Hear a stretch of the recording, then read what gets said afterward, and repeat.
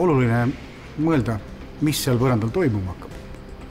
Mis on see ruum, mis on see lõpptulemus, mida soovitakse saada. Eraldi küsimused, kas seal inimesed käivad kingadega, kas sul on olemas lemmikloomad, kui suured ja kes need on, kuidas sinu harjumused on, kuidas sa kodu hooldad, kuidas sa koristad. Ja kindlasti on see, et millised on su rahalised võimalused neid investeeringuid teha. Selleks on hea võimalus võtta Florini põranda valija, mida leiab Florini kauplusest meie teenindajate abil või minna kodulehele www.florin.ee. Aga millised on siis erinevad materjalid?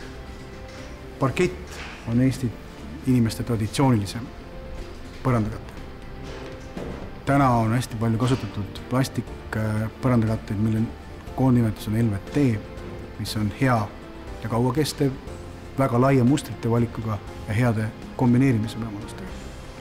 Lihtne kasutada, kestab kaua ilus. Tuntud on laminaat, loomulikult keraamilised plaadid, aga miks mitte vaibad, mis annavad ellu hubasust.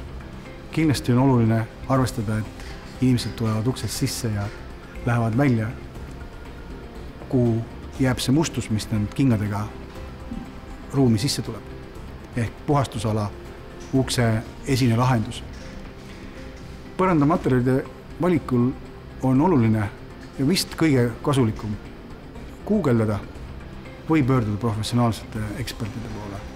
Sest hea põrand kestab 10, 15, 20 aastat ja sellega ajaga ununevad paljud teadmised ja siis on professionaali poolt hea nõuanne väga abiks.